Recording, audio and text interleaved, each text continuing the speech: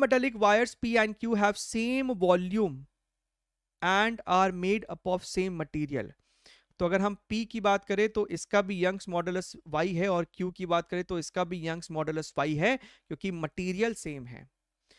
Have same volume, इसका भी कुछ ना कुछ इस्तेमाल करेंगे. If the area of cross section are in the ratio 4:1, यानी कि sir area of cross section, P का एरिया ऑफ क्रॉस सेक्शन और Q का एरिया ऑफ क्रॉस सेक्शन का रेशियो है 4:1, लेकिन भैया वॉल्यूम तो कांस्टेंट है, इसका मतलब लेंथ का रेशियो कितना रहा होगा, पक्का पक्का 1/4. समझ में आ रहा है मेरी बात भैया? एरिया इंटू लेंथ दोनों का कांस्टेंट है, दोनों के एरिया और लेंथ का प्रोडक्ट सेम होना चाहिए.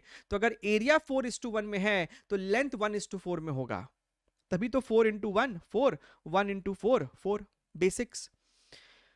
अच्छा, and F1 is applied to P, इसमें आपने फोर्स लगाया है F1 और इसमें आपने फोर्स लगाया है F2. F1 is applied to P and extension of delta L is produced, इसमें चेंज इन लेंथ आया है डेल्टा L का. The force which is required to produce same extension, हमको भैया सेम एक्सटेंशन चाहिए, तो F2 की वैल्यू आपको F2 है, तो F1/F2 कितना है जनाब? F/एरिया इज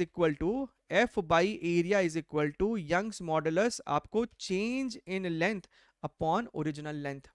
तो यहां से हमको समझ में आ रहा है कि F into length upon area into Young's modulus is change in length. So दोनों ही केस में चेंज इन लेंथ सेम होना चाहिए, तो हम क्या करेंगे, दोनों का ये वाला चीज को इक्वेट कर देंगे.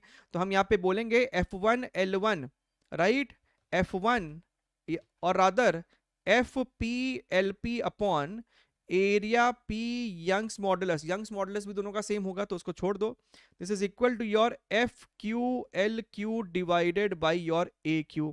तो यहां से हमको दिखाई दे रहा है FP का मतलब F1 है, FQ का मतलब F2 है, एंड दिस बिकम्स LQ/LP, यानी कि सर 4:1 मल्टीप्लाइड बाई AP/AQ भी आपको 4:1 है, यानी कि सर ये आपको 16 है, तो 16 इसका सही जवाब है. सही है.